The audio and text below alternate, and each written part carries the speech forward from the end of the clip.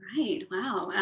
Thank you all. Thank you all for being here. I know it's a busy time of year. We really appreciate your support. So while we're waiting for everyone to join us here, if you're comfortable with it, try out the chat. See if you can access the chat and let us know where you're joining us from.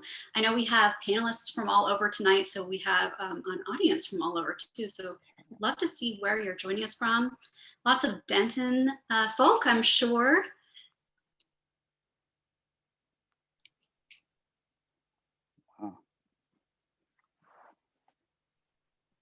El Paso, hi. Some Californians, great. Welcome. London, wow, very cool. Oslo.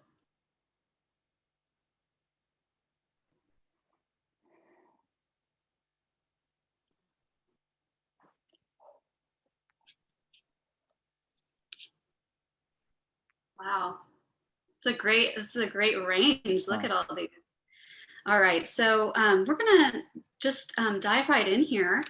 So as you know, we're gonna talk about the intersection of mental health and graphic design and art tonight.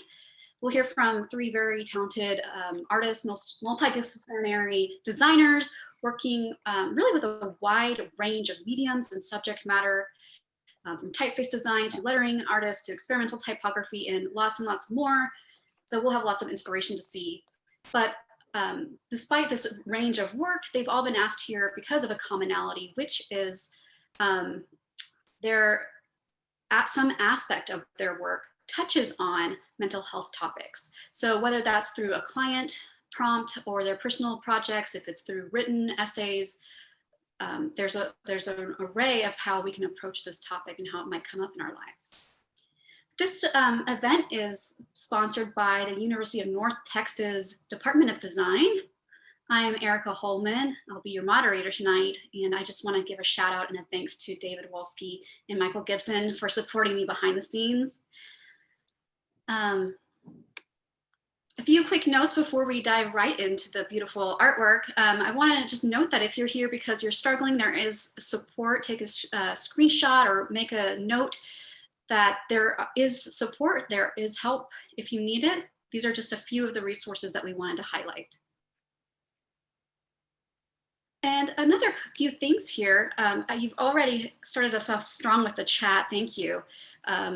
Please use the chat responsibly through the night. We want this to be a supportive event and we want that to be reflected in the chat. Also just want to note that we have a Q&A at the end of the talk. We'll be able to ask the panelists questions. So if you have a question for the panelists, share that through the Q&A feature, and that way we'll be able to find it really quickly.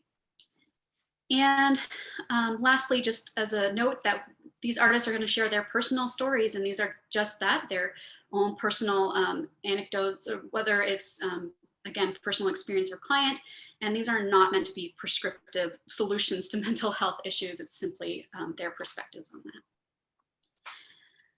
that. All right.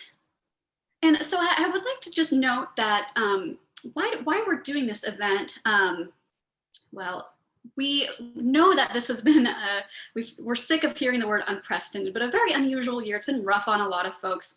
And I'm expecting to see the impact of that on mental health for a long time. And whether we're gonna have to talk to our peers, our colleagues, our coworkers about this, or if there will be client initiatives that bring work on that topic to us, we need to be able to be prepared to talk about these things. And so I think all of these artists will give us an example of how we might be able to do that. So without further ado, let's get into it. Our first speaker tonight is Lisa Taniguchi, our very first panelist. So Lisa is a multidisciplinary designer with experience in product design, creative direction, and graphic design. By day, she leads design in the fintech space, and by night, she works with clients on branding and lettering projects.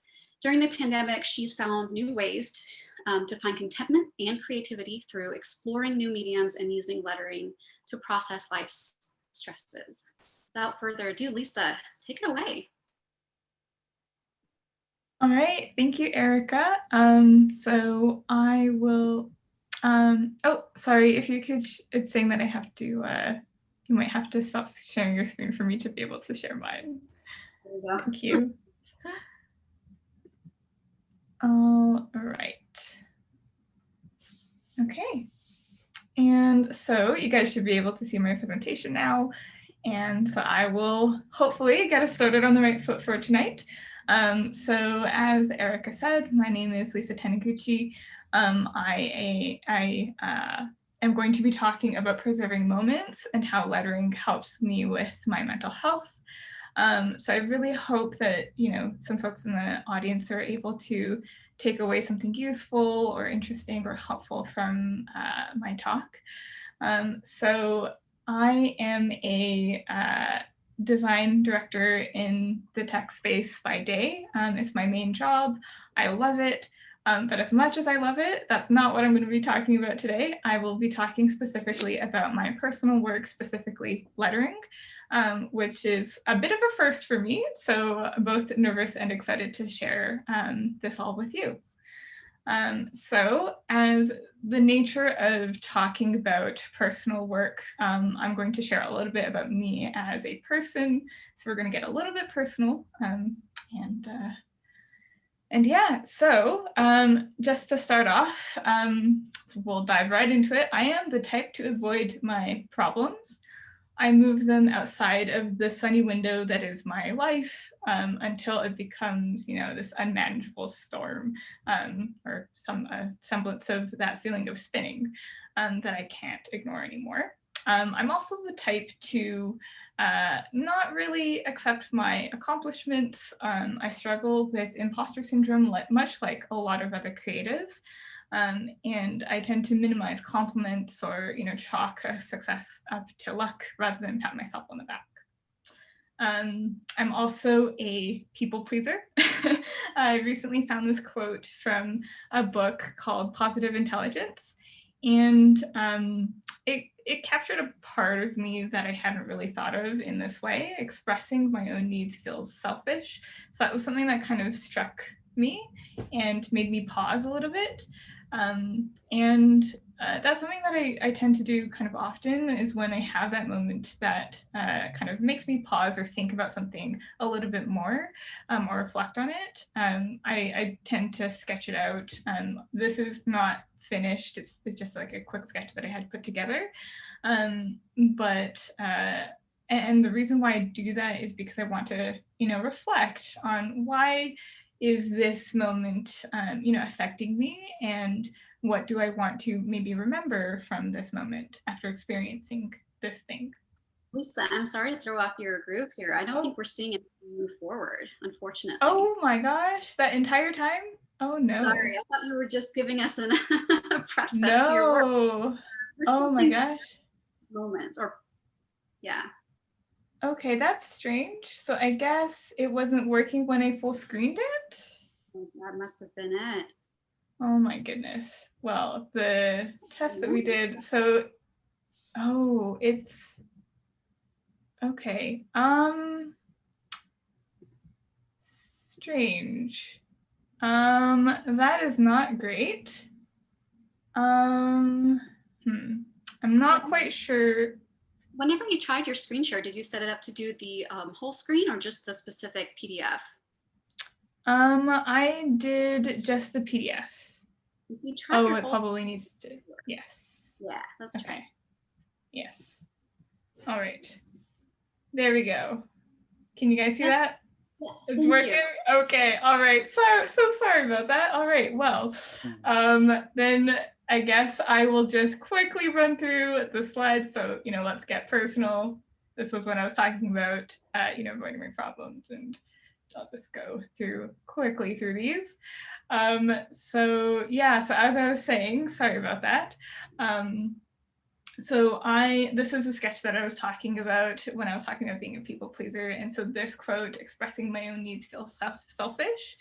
I sketched this out to kind of think about that more, because it made me pause, and I wanted to think about why is it making it pause, and what do I want to learn from this? So I think this was kind of, when I stumbled upon this quote, it was a clarifying moment for me.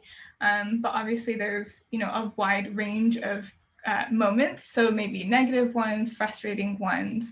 And so taking those moments, I love to create, honest and human lettering work from those as a way to kind of process the moments that happen. So I want to dig a little bit deeper into this idea of preserving moments. And so, you know, what do I want to carry with me from this moment is how I interpret that. You might be asking, like, what does this mean? What does it have to do with lettering? And so how I kind of like to approach it is, again, going back to that moment, like something that has happened that made me pause or think about something or that affected me. I like to use that and create a process around lettering it in order to kind of process and reflect on that moment. For me, lettering a thought or notion kind of helps me ruminate on it. And so asking myself questions like, why is it impacting me? How's it affecting me? What do I want to learn from it? And really, ultimately, what do I want to take away from it to move forward and be better, whatever that means in that context for that moment.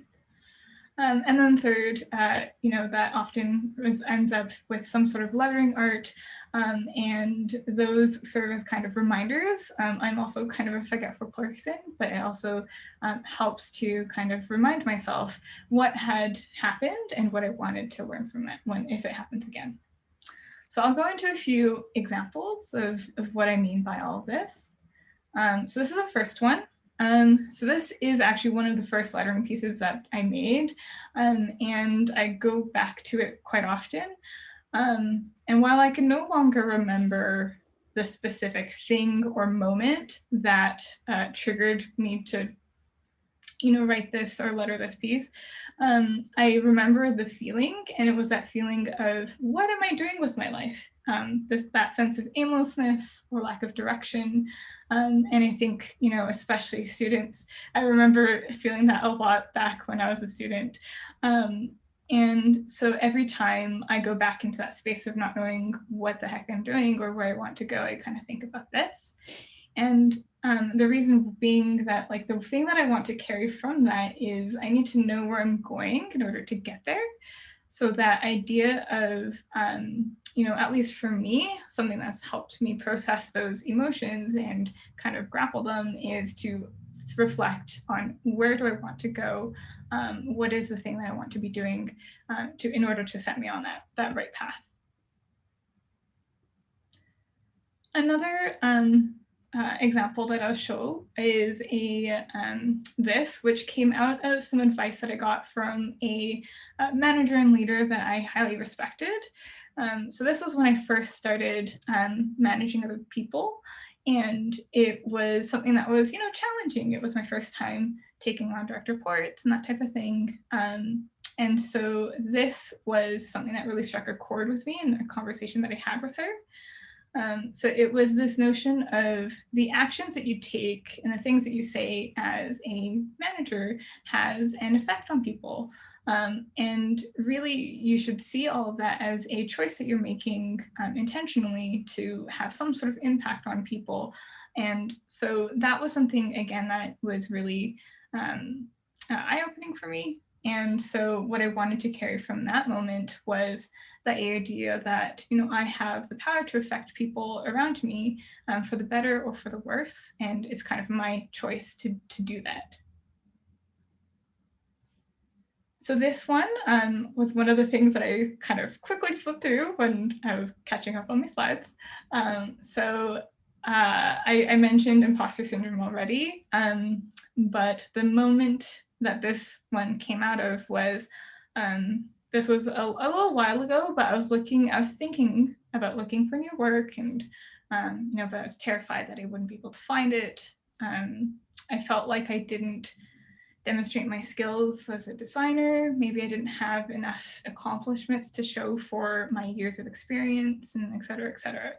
I happened to have a creative coaching session, and the coach, shout out to Elena Ruoso, she asked me to look at my accomplishments as tokens of my success, not as like luck or happenstance.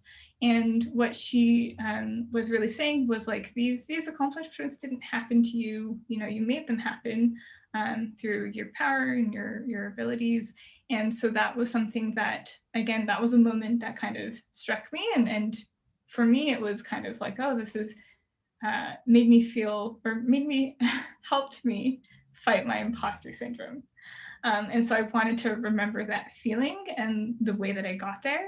And so the thing that I wanted to take away from that was I am the biggest factor of my success. So I'm really trying to, again, because imposter syndrome isn't just a one and done, thing. It comes back over and over again. So using that as a reminder to myself of what had helped me in the past to overcome that.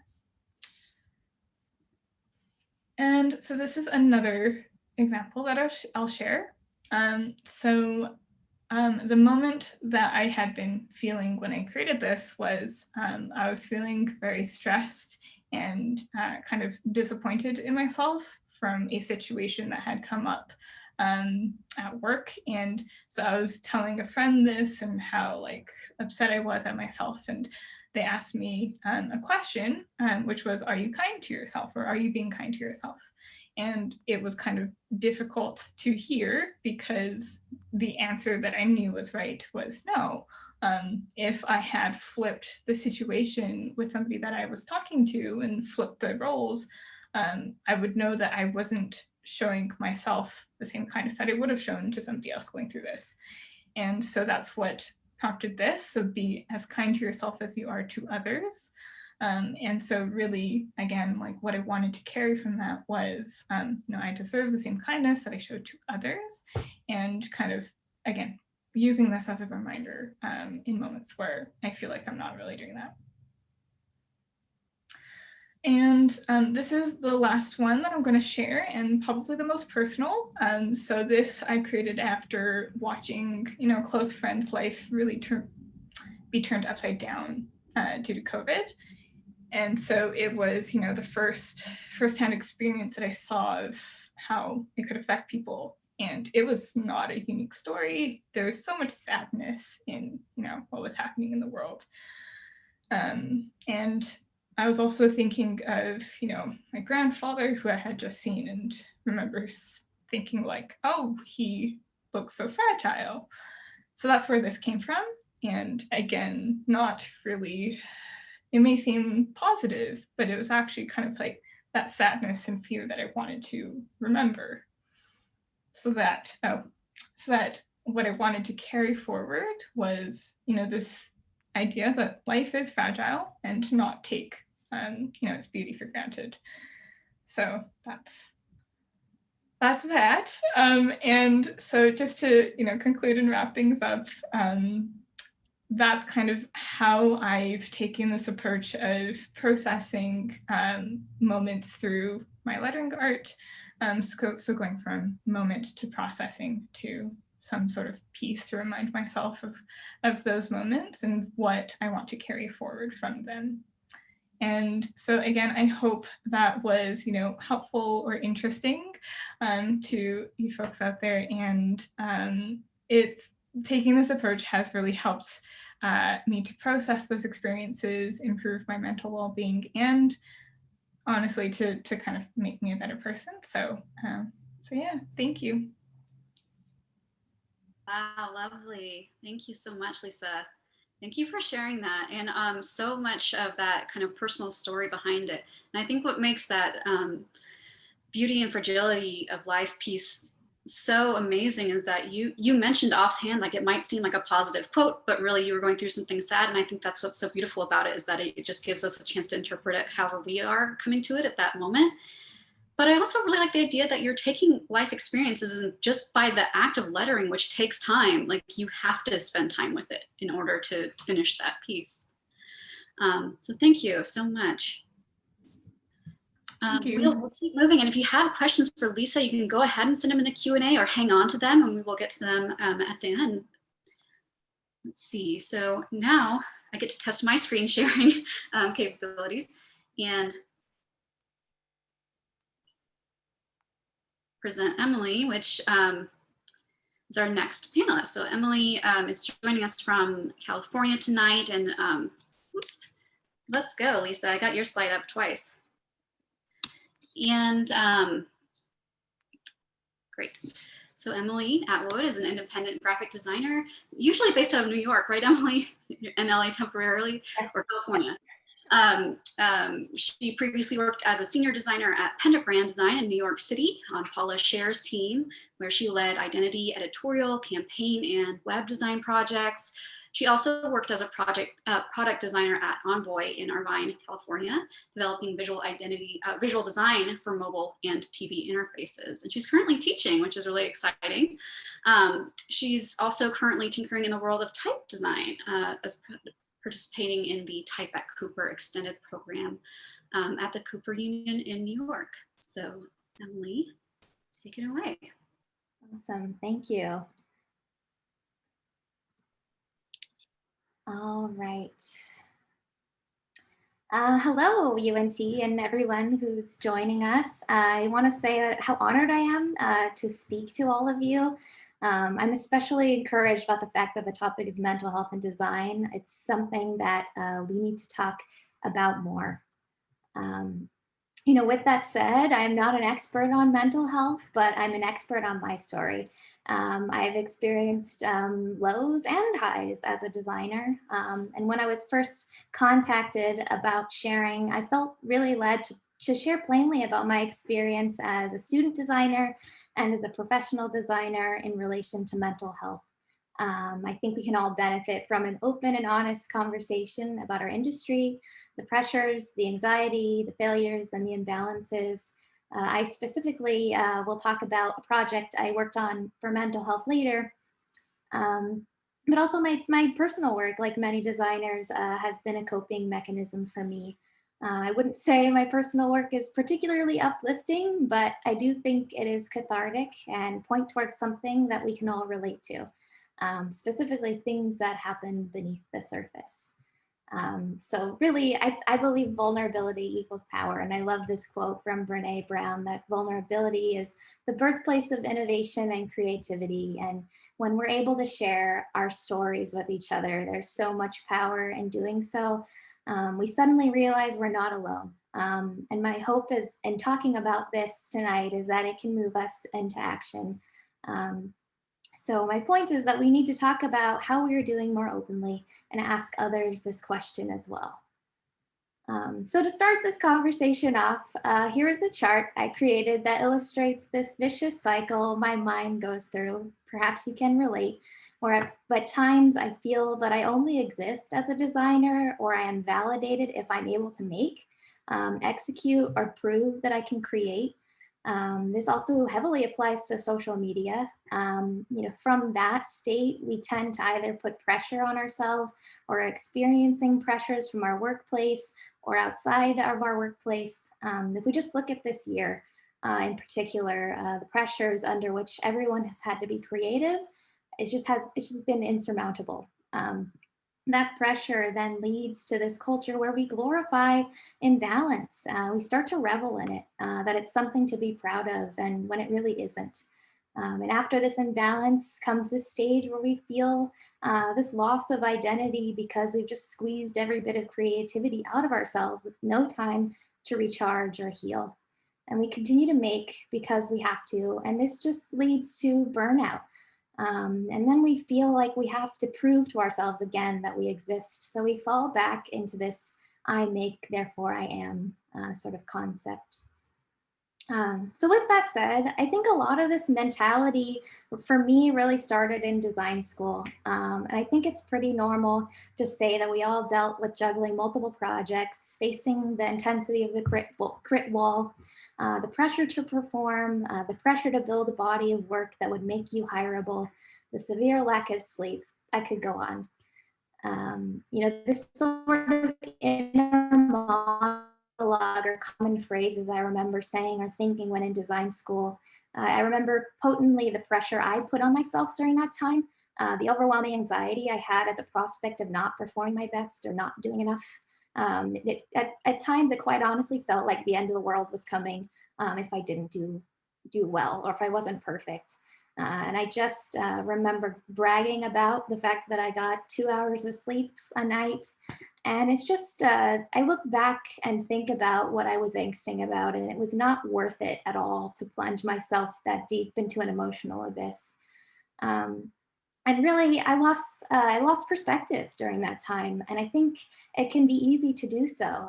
We lose sight of the bigger picture of our design career, that it really is a marathon, not a sprint. And I spent so much time writhing within such a small amount of time that it's just, I needed to pull myself out of that headspace and get a better picture. And so when I graduated from design school, I started to work as a product designer at Envoy, and shortly after at Pentagram. And at this point, the same mental state and routines I found myself in during design school just carried over into my professional life, but became even more amplified because the stakes were higher. So some of that same inner dialogue existed. The late nights, being overworked, feeling the pressure mounting, feeling like the end of the world if I didn't perform, not feeling supported. My creativity was depleted at a certain point, and I felt like I'd run into a wall. And don't get me wrong, I've had the opportunity to work on a few really great projects, such as developing a season identity for the Atlantic Theater, whether it was figuring out their show artwork and how it would be styled for a specific season, or developing another season identity for the public theater, and figuring out how to reinvent a language of typography that has existed for 25 years, or whether it was figuring out how to destigmatize pubic hair. I had a lot of fun developing this eccentric typographic campaign that was coupled with incredibly cheeky and smart copy. And it's incredibly thrilling to work on projects like this. And you have this mountaintop experience to see your work posted around New York City, and to see it on the New York Times. Or finally, whether it's figuring out how to design an art monograph for one of the most influential graphic designers of our time. And the pressure to get something like this right for someone like Paula Scher is immense. But also curating this history as a designer felt like such an important task. So here's some posters that were included with that book. But really, all that to say that sometimes I wish things didn't always have to make sense. What I just showed previously is often what one may see on the surface, but there are always emotions and thoughts bubbling underneath. And at least for me, an internal emotional creative reaction to what I create on the surface. And so this is where some of my personal exploratory work comes into play, where quite literally here, I just want to make a nonsensical poster, or I'm expressing this sense of mental torment or unrest with insomnia. And I look at my work, and there just seems to be this natural inclination towards things that are either torn or broken or disrupted. And, I wonder, I don't wonder, I mean, that those are the things that have been happening underneath the surface. And, sometimes my work is a reaction to the world around me. And as this year has proven, the events happening around us can be extremely upsetting and can weigh on us heavily. So feeling the need to make sense and to process that chaos is just another way to cope with what's going on. And this next project, I really wish it did not resonate so much right now, was the response to mass shootings a few years ago. And it resonates, like I said, right now in this moment, and the bombardment of horrific news headlines. Words are so powerful. I believe they have the ability to speak life into people, but also death into people. And we are reminded of how destructive the world we live in is. The weight of that reality is crushing. We've seen recently in the news how senseless these acts are, motivated by hatred and brokenness. And I just can't seem to wrap my head around how such acts of hate could exist. It's really just unbearable. But in seeing these horrible headlines, I thought about how I could rearrange these words and phrases that carry the weight of tragedy and recklessness, and how they could be reframed to provide hope, or to envision a world where headlines could be expressive of a reality where we perform acts of pure humanity. And so this was my hopeful and perhaps naive attempt at envisioning a world that if we responded to each other with understanding and empathy, perhaps we could instead see headlines like these someday. And of course, a more current response to the incitement of violence and hatred that has been going on, encouraging us to incite hope, to incite love and encouragement. So we think about 2020. I mean, this entire season feels like 2020's never ended. It feels like 2020 is now. But what has it been like to be a designer during a time filled with multiple crises? Again, I think that this has been the inner monologue for most of us. There's no doubt that our sense of productivity has taken a hit, in addition to how much we critique ourselves as to not being able to do enough this year. We need to, again, put everything in perspective and realize the trauma that we've all been through this year. I fervently believe it's okay to not be okay. And it's okay to step back and to take care of yourself. And so this really leads to me to this point of, are we really leaving room for designers to be human? At times in my experience, I've felt like a robot and an object only useful for what my hands can accomplish. And there's so much jargon in our industry about designing for the human experience, but what about the designer's experience? We're so busy designing for others, which is really great. That's what we do. But we forget to nurture ourselves and to take care of our inner creativity. And to watch out for ourselves. And no one can sustain creativity and innovation at 100% capacity during a time with multiple crises. So if we just take a look at my 2020 Spotify playlist names, clearly I was having an issue. My name, I have a playlist called Scream in all caps. So we've all been through a rough time. So this really leads me to this last project that I was mostly contacted to speak about. It's the Mental Health Coalition. And it's a project that I was the lead designer on at Pentagram. And Kenneth Cole approached us and asked him to develop the visual identity for his mental health initiative. And this is about creating a platform that helped to destigmatize mental health through messaging and creating a platform for people to connect and to share their stories.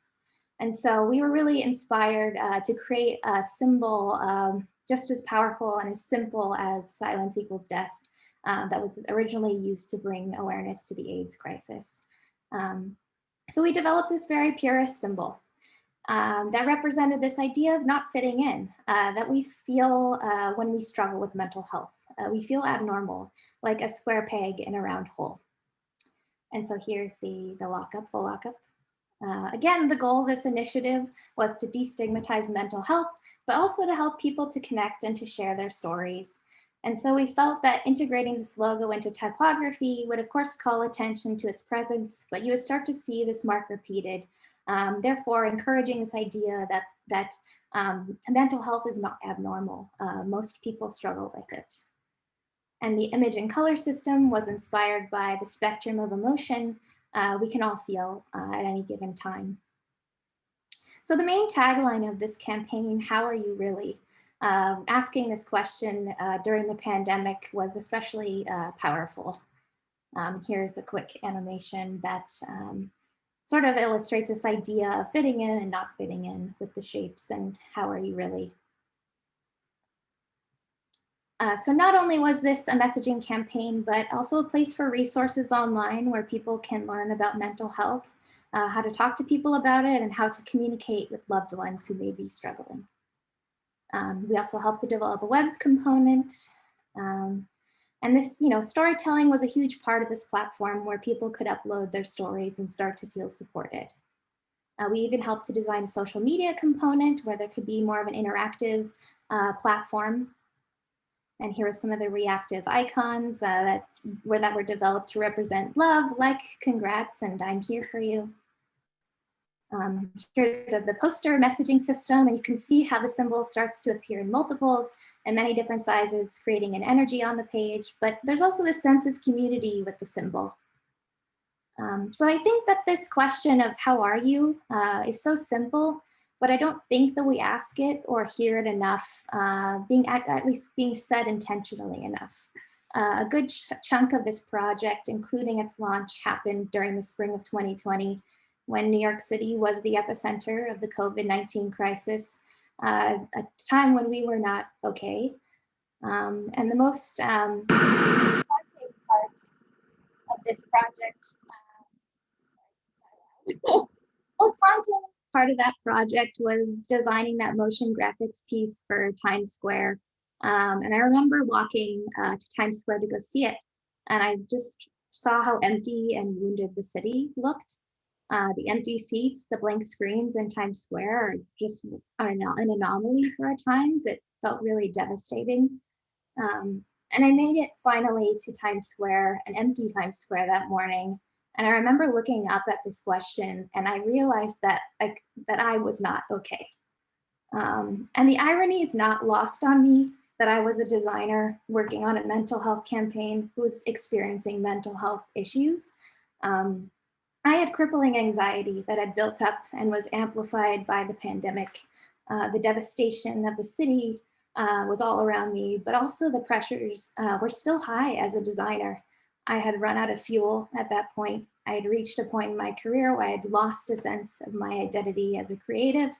I was suffering in silence, and I wish that someone would truly ask me if I was okay, because I wasn't, and it was scary. There was this unbearable melancholia that had overtaken me, and it felt unrelenting.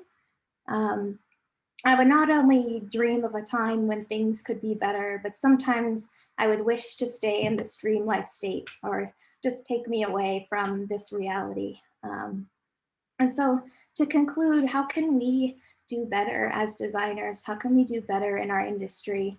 And this may seem simplistic, but I really think it starts with intentionality, and intentionality in many different forms. We can talk about mental health, but it's another thing to be intentional with our actions. And I think a part of the pain can be alleviated if we just knew others cared, or if we knew that we weren't alone in our suffering. It is that point of connection and community with others that is so invaluable. And I believe it's the starting point for healing and change. So if there's one thing that you take away from this talk, it would be to not wait to reach out to others. Your message and your words may be timely to them. Always be generous with your words, and don't hold back words of encouragement from others. Call someone up or send someone a message right now. You can't always know what's going on beneath the surface, so I encourage everyone to act now. Thank you. Wow. Thank you so much, Emily. I'm not quite sure how to segue out of that. That was amazing. I think there were so many important points in that. And one of the things, especially for the students that are here today, because I know we do have a lot of students in attendance, is that diagram of the design school as this tiny knot at the beginning of your marathon. Yeah. In combination with the idea that it's okay to not be okay, that there isn't a solution right now for mental health, that it's a practice that you have to develop and continue caring for yourself. It's not a quick fix, right? It's a continuous process. So great. And again, if that struck any chords, if you'd like to ask questions to Emily, send them through the Q&A, please, and we will get to those in a few moments. Then we want to introduce our final panelists for the night. All right.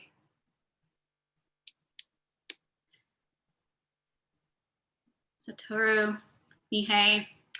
Satoru is joining us from Japan. He's a graphic designer and multidisciplinary artist whose work explores personal and emotional life experiences through typographic experiments, typographic form, and design. In 2017, Nihei's daily poster project earned recognition from the Society of Typographic Arts Chicago, and his essay titled On Darkness, Doubt, and Design was published on Design Observer. It had a big impact on my research trajectory, reading that article. Nihei was the 2017 to 18 Thirst Artist in Residence in Chicago, where he worked on various projects in collaboration with Rick Elisenti and the Thirst Studio members. Very excited to have you here, Satoru. Take it away whenever you're ready. Okay, thank you. Please stop sharing. I have to share my screen, right? Yeah, make sure you share the whole thing. Yeah. Thanks.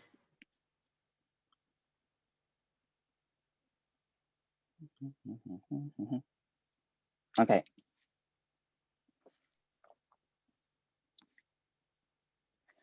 So hello everyone, how are you doing? My name is Satoru. I'm a graphic designer. My work explores personal and emotional life experiences through typographic form and design. And a few years back, I gave a speech at MICA about my daily poster project, along with my struggle with depression and anxiety. Erica remembered my talk, thank you again. And about 2 months ago, she asked me if I would share my stories again with her students because she believes that college is a crucial time for mental health. It can be very challenging to manage day-to-day mental health conditions. The global pandemic, as you know, has made it even harder to cope with one's mental, emotional, and physical well-being. I believe for us to perform better in classes and produce good work, whether it is design or art, we have to make a conscious effort now more than ever to take care of ourselves and help others. Today, I'd like to talk about 6 things I practice daily and weekly to manage my mental and physical wellness. And I'm confident that this will help you as well. But before I begin, I must emphasize that I'm not a doctor or a licensed psychiatrist. So if you are in crisis, please seek professional help. So number 1, try to accomplish small and simple things. I know that managing daily tasks can get very difficult and daunting when depression hits you. Doing simple day-to-day activities can get especially tough because depression impacts not only your mental health, but also affects your physical health. Many people with depression begin to neglect their hygiene, sleep, diet, and so on. When I notice that I'm feeling depressed most of the day, and when a lack of energy persists for weeks and months, I make sure to achieve small and simple things like getting out of bed in the morning, stretching my body, taking a shower, eating a good breakfast, and the like.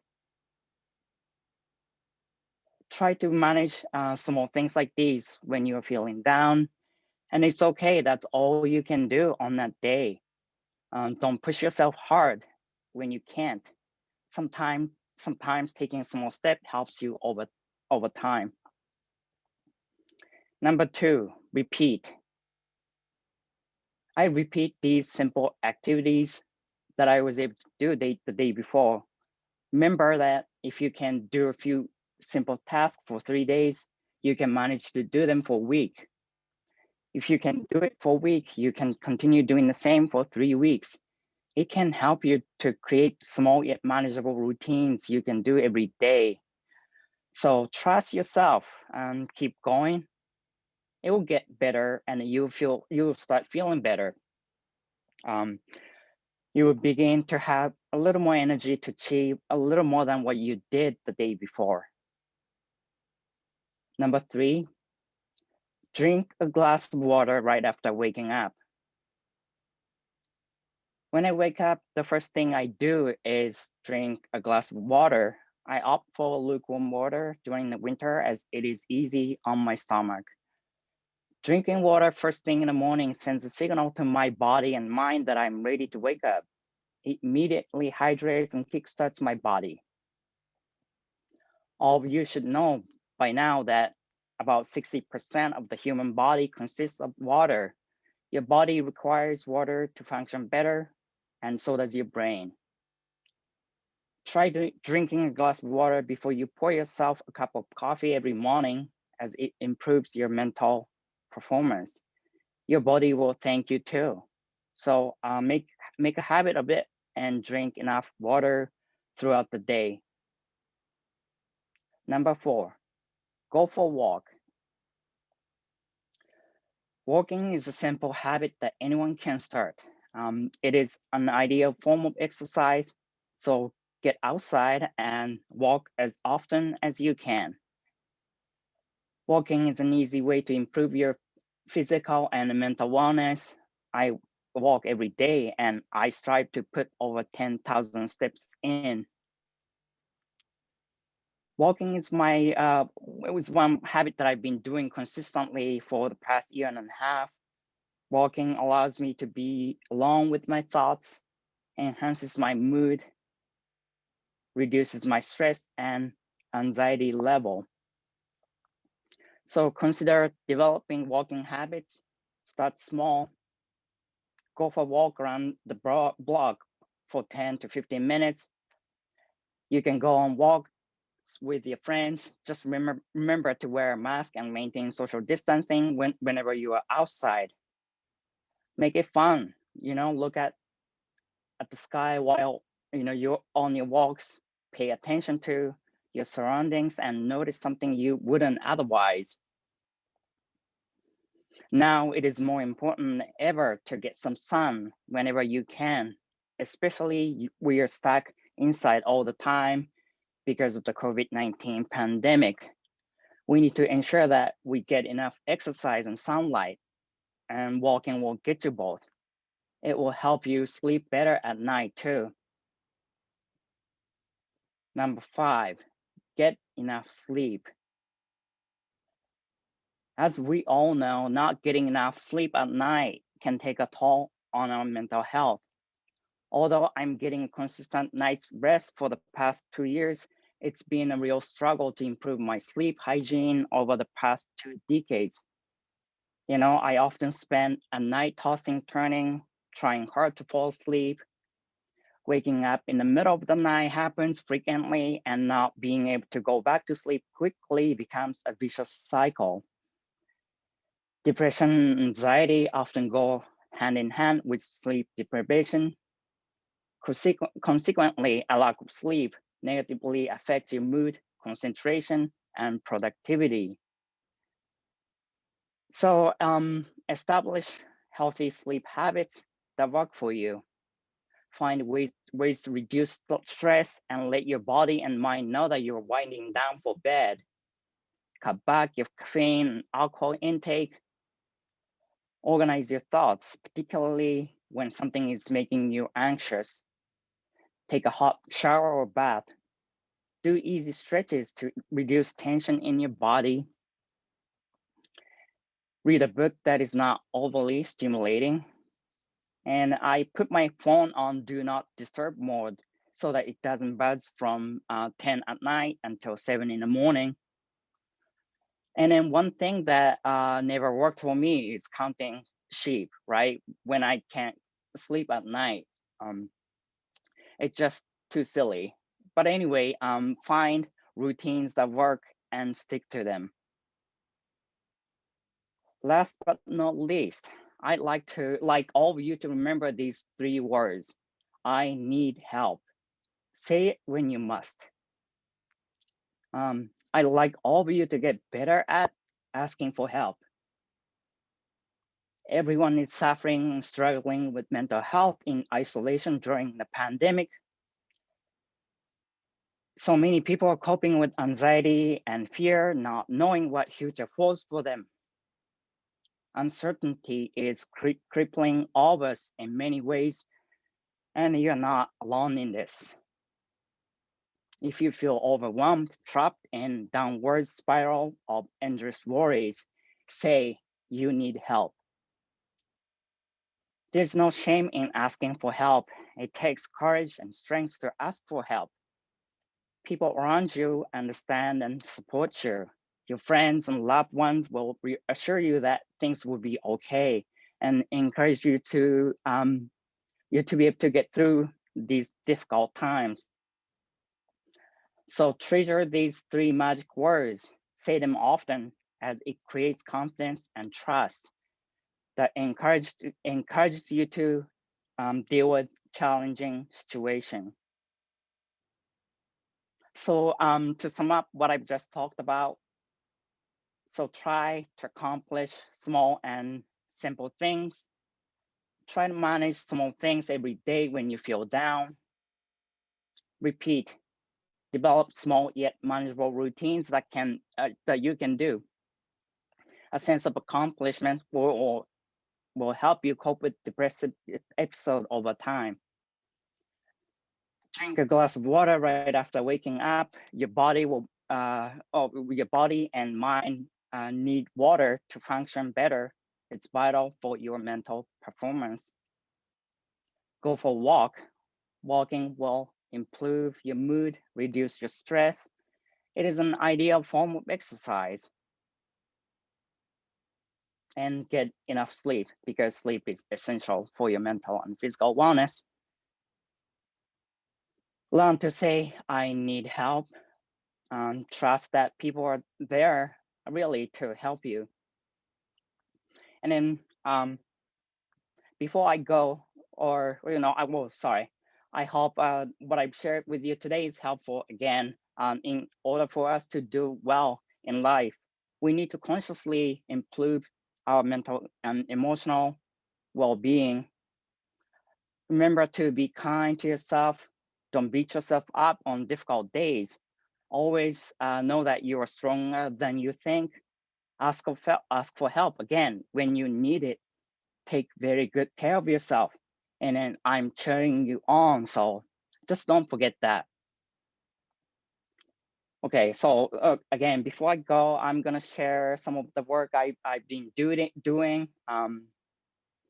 I'm taking a break a little bit from making like a poster every day, but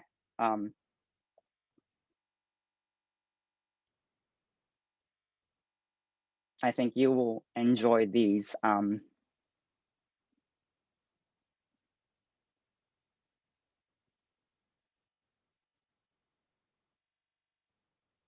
I did these when I came back from a trip to India. I made like 50 of those. And then now I'm trying to, see how it looks like, my work look like on like hoodies, sweatshirts. You get the idea.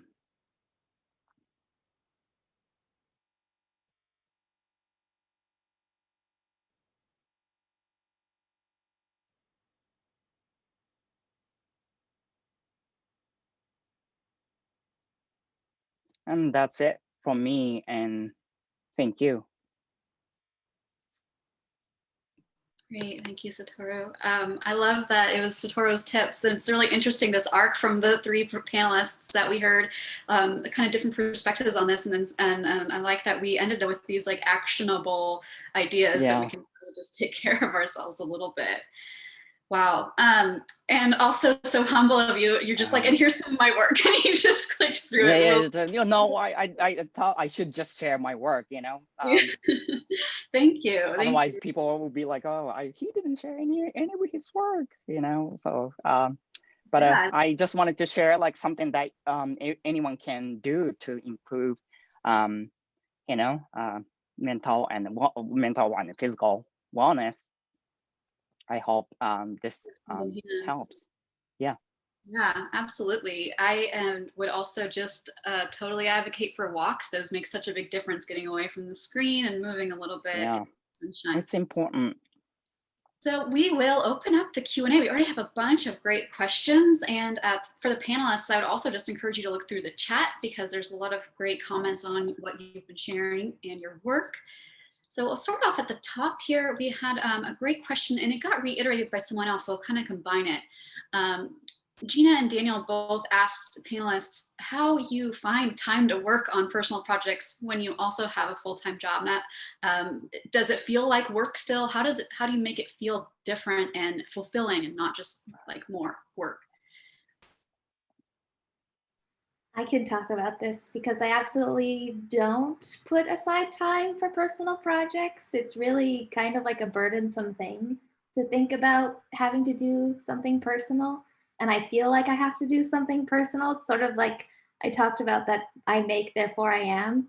So I get to a point where I'm working on either client work and I'm like, oh, I haven't done anything personal in a while. I guess I should do something. And it's really not a good way to look at it.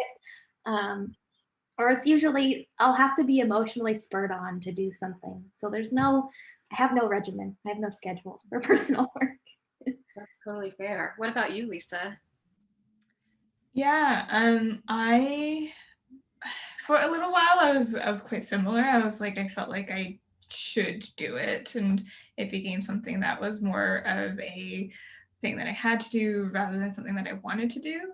I actually found that with, the pandemic and the copious amounts of like free time that I had now been handed, I was kind of like, okay, well, it kind of helped me to realize that was what I was doing, and then instead shift my focus into, okay, if I put away the expectations that I'm trying to put on myself with my personal work, what can I actually do, and what would that look like? And I think I'm just trying to shift it away from what I think I should be doing into like, what do I actually want to do? What would bring myself joy? Which has given me, I guess, more motivation to actually do it. So, and so I guess that would be my answer to that question.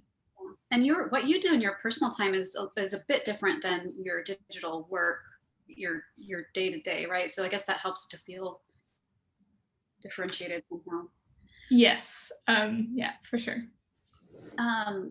We had a question I think is really interesting. If whoever this was to any of the panelists, how have your mental health stressors changed from being a design student to a professional? If you remember, what might they expect? What might shift in that aspect? Any takers? I can answer this, or at least my perspective. Well, it's interesting because you feel like when you're a student, like there's so much writing on the projects that you develop, and you actually you don't have a client. You're not designing for a client when you're a student. And then you become a designer where you have real clients who have real perspectives and opinions, and there's real deadlines and consequences for not making those deadlines. And then you look back, at your time as a student, and you wish that you had just been a little more fearless, and you hadn't have taken it so seriously. So I guess but I guess if I turn this question into advice as a student, be your own creative director and be fearless in your work, because it does get serious when you become a professional designer. And so being able to take agency of your projects a little bit more as a student. Right. Great. Let's see here. Is there any specific tips from anyone in the group? We're thinking, we got some good tips from Satoru, but on the specific aspect of that needing to start, the blank page anxiety of like how to start a project and bringing that to a client, like some of those specific anxiety points, are there any approaches or advice you could share there?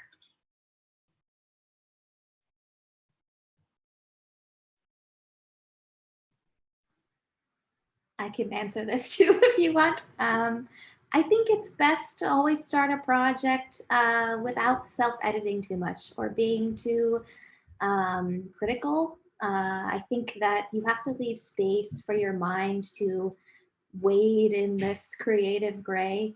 And I know some of my students who are watching right now have heard me say this, but you kind of just have to let your mind wander and sketch freely. And then, once you've developed volume, then you can edit down. But I think we can get into this sort of trap of the mental block of, coming up with an idea and saying immediately, oh, I don't think that's good. Well, you haven't even tried it. You haven't even sketched it out on paper.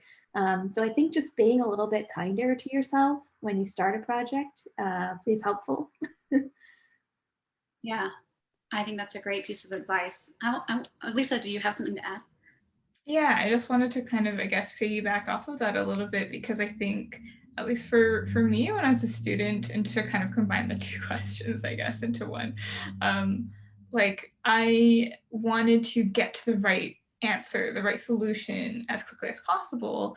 But I think once you start to gain more experience, you kind of realize that the messy part or the unclear part of the process is so important, and it is fine to not know exactly where you should be going with the work that you're doing, and to try to hopefully reduce the stress that being in that mode might have.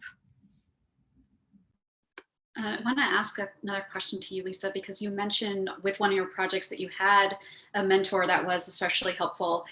And I wonder if maybe this isn't just to you, but it I think ties in well to this question that we had, that since there is some stigma still around mental health and talking about it, and there is clearly an issue in the creative field, have you ever had supervisors that have actually facilitated that conversation? Or if not, what advice might you all give to help find support or address having mental issues at work in the field?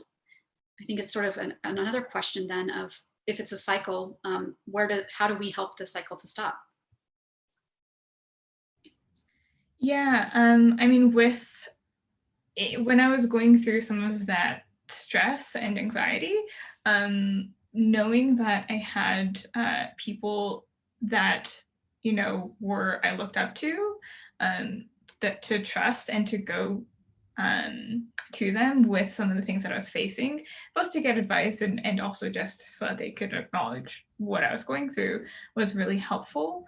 So I think in the professional space, whether it's, in a studio or in-house or whatever the situation is, it's important for, and not just for creatives, but just in general, for people to have people supporting them, especially their leadership and their management. And I think that is really important, especially with what is going on in the world and how those can also amplify somebody's individual anxiety and stress.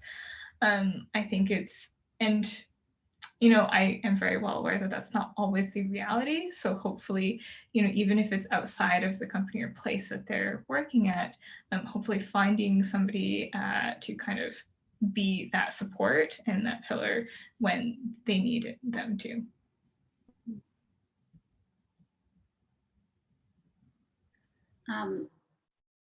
It's hard to, sometimes I think you probably have to look outside of your workplace for it. And I think that there is also this pressure, of course, on educators, because there's pressure in design school, right? And we're putting that pressure on our students, but we also want them to be prepared for what it's like when you graduate. And so it's sort of like the cycle feeding itself. I don't know the solution there, but Emily, since you're an educator now as well, have you given this any thought? And how do you balance that in your classroom? Yeah, it's extremely hard. I just started teaching last fall. So went in as a teacher first time, teaching remotely.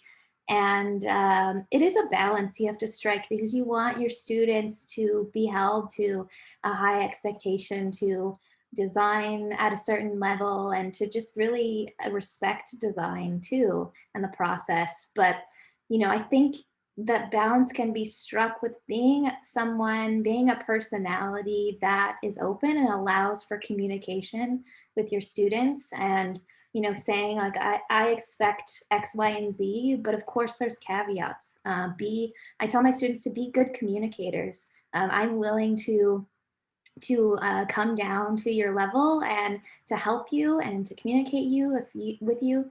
If you can't come to class because of something, I'm understanding. And I think it really just comes down to being someone they can communicate with and being understanding and allowing them that space to either heal if they need to, or just, because those are, exceptions. And I think it's, just being an open person. That's a great way to look at it, especially as someone that's new to teaching. I'm just reading through some of these questions here and making sure that we're answering them. Well, I guess here's a good question, which is that when we do use our personal work to process the rough thoughts, do you then consciously sometimes need to do positive, silly, unrelated work that isn't emotional in any way to balance that out? I wonder if Satoru, is that how it feels with your fabric pieces?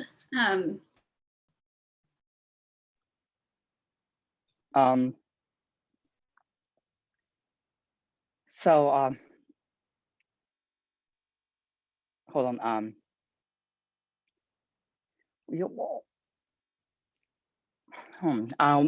Like when I read your email, like when I received like a few months ago, like how doing like one poster a day project helped me, mentally and physically. And then I'm honestly, I'm not still sure, if it helped. It's one of those things like where I just I just feel that I have to keep this going, so that I can build momentum, going for what I'm doing. And then someone's asking, like, have you ever experienced the feeling of not being good enough, or that you end on track for a successful career? And then, what can you do to help these negative thoughts? And then I just, these days, I just try to focus on what I can do on that day, every day. Don't try to have like huge expectations, because not that feeling isn't gonna go away. It's gonna be there with you all the time. And then, so what I usually do is just, always like think about like what I can do to reduce that, that thought, or then I don't know if, so that's why I go for a walk, and then so that I can just I can just let my mind go, and then just free myself. But when I come back and then do my personal work, I try to express that. That's why my work is really quite expressive, I think. And then doing a small thing, again, I repeat this, but will help you. So everyone should just try what they can do, and see, and just don't give up, and then see where that takes you. Thanks. Definitely agree with that. Sometimes it's incremental, right? And I think since we are just kind of giving our own insight onto specific topics, there is a kind of sincere question that I think is just worth asking if anyone's willing to answer. But just like, how can you motivate yourself to ask for help whenever you are really down low? Has there been anything that's helped you to? If there's a mantra or no, there's sorry. Well, when I was showing that I asked for help in my presentation, I got emotional because I remember like 5 years ago, I wrote, I really need help on my Facebook wall, right? Because I was just, I didn't know what to do. I was about to just snap, right? And then within like 5 minutes, 3 of my friends called me, are you okay? Everything's okay. So I don't know when, and then, that helped me. And then my friend left my phone number on my Facebook wall. So like my phone was keep like buzzing for like 2 days. I hope, everyone's like, we know I'm here with you. I care for you, just call me whenever you need it. So, that I think, you don't want to be too needy, so that, people will go like, oh, here he goes again. But, when really need help, just say it. I need help, and see what happens. And then you're gonna get, enough good help from a lot of people. I assure you. Yeah. So I find yeah. people want to help usually. They Yeah, don't I think. know, but for some reason we assume that like people want, because I'm like, you like, oh, yeah, I guess you get a bit like selfish in a way, myopic in a way, and then just, oh, it's not gonna, no one's gonna help me, but don't do that. Don't do that to yourself. It's not fair to yourself, and then to, your friends and then people around you. So whenever you need it, ask. And then when it's really bad, well, or even like your friends can't help you, always seek professional help. Yeah. I think that, yeah. Let's see here. I think, yeah, taking that first step. And then once you do ask for help once, then you realize it wasn't that bad, and it gets easier and easier if you need to ever do it again. Let's see. So I think a lot of these questions that I'm seeing that we haven't answered are sort of similar to other ones. What do you think, Michael, David, are there any that you want to flag here? I think Firas has posted one, and it might be the last one, at least, well, or one of the last ones in the trail I'm seeing, and it says, and this is to any of you, sorry, I've got a very needy little black dog right here. It says, as design students, a lot of us tend to attach our self-worth to our projects because we feel they, quote, represent us, unquote, in our final portfolio.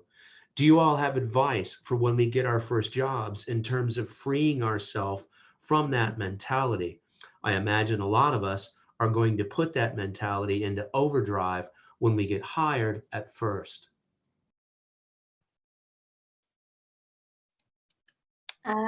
Yes, that's a huge tendency that happens in school. You're, like I said, you're not creating work for a client. And when you get into in the professional world, you are. And I think something that helped me, I had to disconnect myself from that and stop identifying too much with the work I was making as a designer. It's to realize that it's a business and that you're designing for a business, and decisions or critiques that you get aren't personal. It's probably more towards what is best for the project or what resonates with the project. And it's best to just remove yourself and to say, okay, that didn't work, let's keep exploring, and to not take it personally. Thank you. That was a good question. And I think this is also a great question, which is the idea of, I just like the way they phrase this, so I'll just read it. Would any of the panelists be able to share some moments of their story that didn't make the cut for the quote bio, if that makes sense? So how do you fight comparing yourself to what success looks like when other people share their stories? Especially I think on social media, that's gonna happen a lot, but. Yeah, I mean, there's a lot. But I think, yeah, there's a lot. I think keeping in mind that what you see often on other people's social media or even in talks like this is, 5% of the things that they've done, and recognizing it's probably the best 5%. And so not comparing all of your work to somebody's 5% that they choose to display. And I think just thinking of people who you admire and thinking, hey, they have work that they aren't proud of either, and they probably would want to revisit, change, etc., or things that didn't go so well. So I think that just keeping that in mind is helpful. I'm trying to think of like a specific story for myself. I mean, I don't, because honestly, I am somebody who, to be totally frank, I feel like I don't have a very great or glamorous career path. So I'm right there with you, whoever that was. I think I want to kind of ask a pointed question to Emily, because I know the answer, but were there ever projects that you worked on at Pentagram that never got publicly posted anywhere? Oh yes, many projects. There are many projects that were launched that weren't posted on Pentagram's site, and there were many projects that were started that just ended. And I would say that the work that I show in my portfolio or that I put on social media, that is probably like maybe 40% of what I've done. And a lot of it is, you know, I was sort of a designer who did a lot of the like, I don't know, not like grunt work, but a lot of the smaller projects that weren't as glamorous. So I was sort of like the utility player, I guess. But yeah, I think also adding to the fact of talking about comparison, and you know, you are your own designer and you have your own perspectives and your own stories, and that's what makes you special, and that's what makes your design voice unique. And so don't compare yourself to someone else's work or someone else's journey, because everyone's process looks different. And I would just encourage everyone to follow what you do naturally and the types of visuals you're drawn to, the aesthetics you're drawn to, because that's what you should be doing and that's right for you.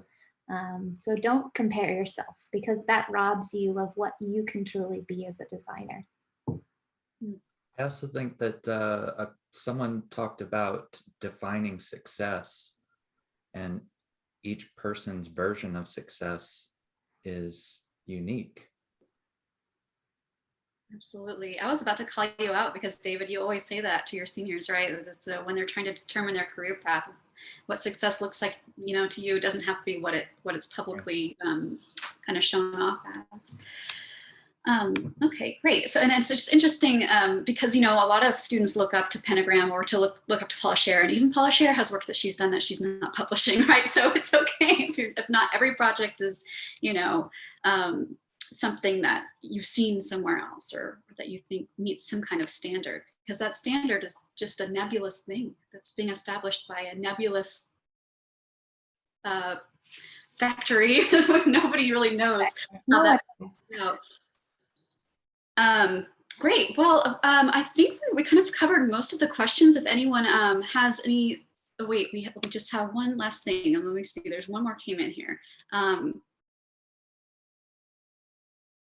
Yeah, yes. Well, this kind of gets to one of the earlier questions, so I think we might as well elaborate a little bit. So this person's asking from Emily's chart of the designer dysfunction, the glorification of imbalance that you spoke about as internal self-initiated behavior. But what do you do if you're in a situation where an outside force, like your creative director or a professor, are encouraging or praising that glorification of imbalance and just perpetuating that cycle? Any tips for pushback or?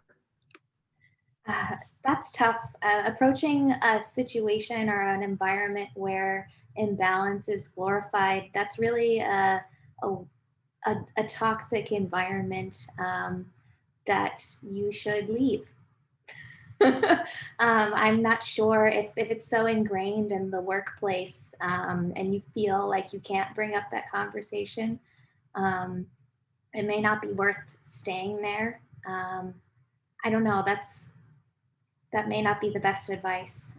But if you are able to have that conversation with a manager, and you know, it's a matter of, hey, like I'm drowning, this is way too much, you should definitely communicate. So there's like two sides of it. If you have the ability to communicate and just ask for help and communicate that you're overwhelmed, do so. Don't be afraid to communicate that, because your manager may not know, especially when we're designing remotely right now. It's very hard to tell how people are being affected. But if it's not a conversation you can have, then that's a really toxic work environment. I think that's fair. Anyone else, any panelists have thoughts for staying? So we're coming up, I think, a month and a week or so away from graduation here. Any tips for helping the anxiety of the job search? Thoughts there, especially with the job market as it is?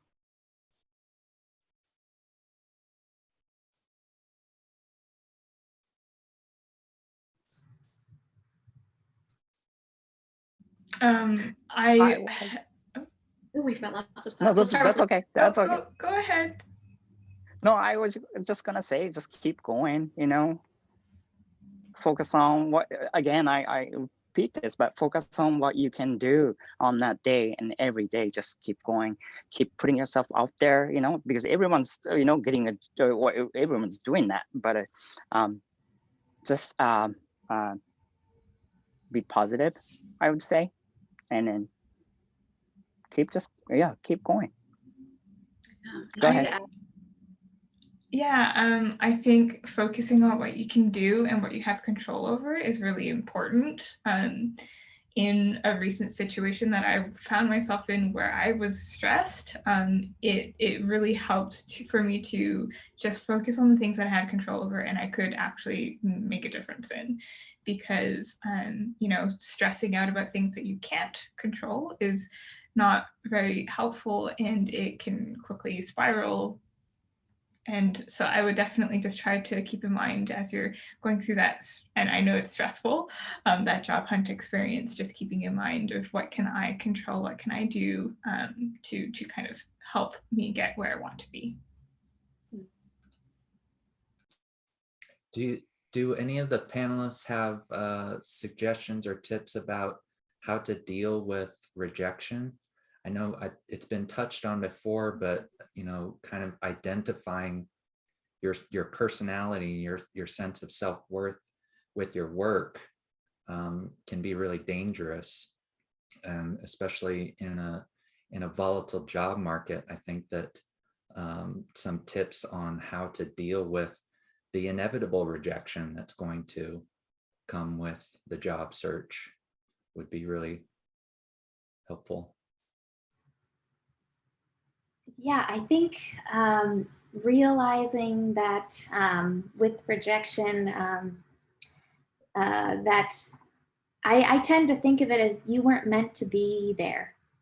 If you're rejected, almost like you're being saved. Think of it as if you were being saved from a situation you were never meant to be a part of, or an environment you were never meant to be a part of, and continue to move forward and to search for other opportunities. I mean, I know it can be devastating, especially if you apply to an agency or a studio that you look up to and you want to work there, and they reject you.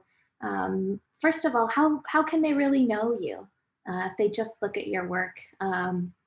They're really only seeing the surface, as we've talked about earlier. That's like 5%, not even of who you are. So don't take it personally. There may be an opportunity down the road. You may find another opportunity, another studio to work at, and they come back into the picture. So I would say that, you know, sometimes rejection isn't always a final rejection. Yes, it is their loss. They reject you. And the path to your dream job isn't always a straight line, as Emily's diagram showed. Great. One of the things that I've learned from many rejections is to always ask, who else should I talk to? Do you know anyone that I should talk to? Who else should I show my work to? I agree very much with David. That's advice that I've given for, golly, I mean, it's advice that I got when I started interviewing for my first design jobs in Chicago many years ago. And it's advice that I got in grad school. It's advice that I still give. I'm responding to a couple of things that I'm seeing evolving in the Q&A, and just some things about comporting yourself in an interview and things like that. And one of the things I've been talking to the seniors I'm privileged to teach this semester in UX and IX design, be authentic to yourself. Don't try to be somebody that you're not. Don't try to put on a hat, so to speak, that you would not normally wear. It's, if you think about the kinds of situations you're going to be in as a professional designer, you've got people who are going to have to be able to count on you to be as authentic as you can be. And if you're expending energy to try to operate a self that is not your own, that's it's lots of energy you probably don't need to expend. But I think it's also a way for you put yourself in a situation where you can't get out of your own way. I think it's also, I think, maybe really important, and the thing that I'm listening to really well as I'm hearing Satoru and Lisa and Emily speak. Everybody, it's okay to fail. Failure is a really good thing. We learn so much. And I know those of you who've had me for UX, IX classes, you've heard me say this a lot.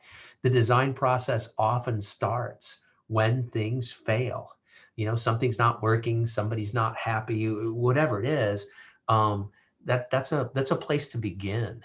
And I think that ties in with what Satoru was saying before about, just what can you get out of one day? What's focus on what you can do that day. And sometimes what you can do that day is you start with something that fails.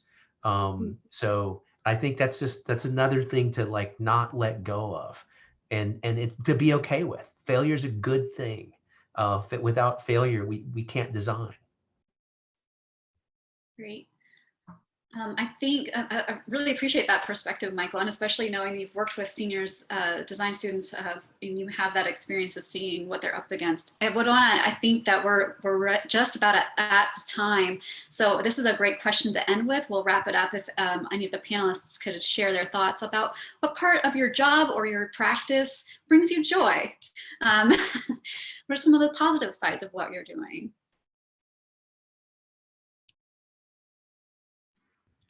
You can go, Lisa. Okay, I'll go. Well, I enjoy being a designer. It's who I am. I am a maker. It's, how I cope, and it's something that we struggle through as designers, but I enjoy making. And, more recently, being a student at the Cooper Union, just taking workshops and classes and being a student again, that really, learning new skills and new ways to design, that really brings me joy. And that's really been sort of a beacon of hope during this time for me. So continue to learn and continue to be curious. I love that.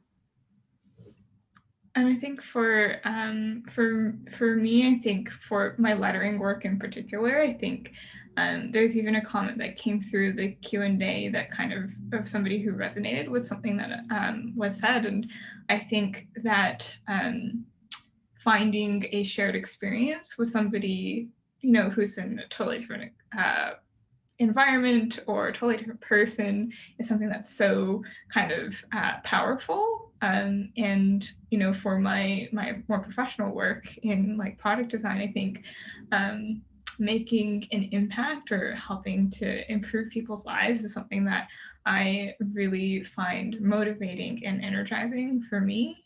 So even if it's as small as helping somebody to make their first investment or something like that, just seeing kind of the end outcome or the end impact for all the little things that you might do in a day. Satoru, what about you? Okay, for me, when I know that I'm making, a small step every day, that's when I feel okay, I feel joy, And then when I, I design a poster almost every day, and then sometimes it doesn't come out right, but there's still, there's a proof that I made something today, and then that's I think enough for me to feel the joy, I guess, as a designer and an artist. I'm just a person, Yeah, I love that as a mark of sort of time in your existence. Yeah, well, again, like, I'm sorry, but I'm just trying to focus on, what I can do, every day. And then that will, help me, hopefully, feel the joy. Yeah, lovely, lovely. Well, it has been amazing talking to all of you. Really appreciate our panelists. Thank you so much. Thank you to my colleagues at UNT. And thank you all for being here. I hope you have enjoyed the talk as much as I have. Have a great night, everyone. The link to the recording will be sent out as soon as that's available. And be well. Thank you. Thanks, Erica. Thanks, Lisa and Emily and Satoru.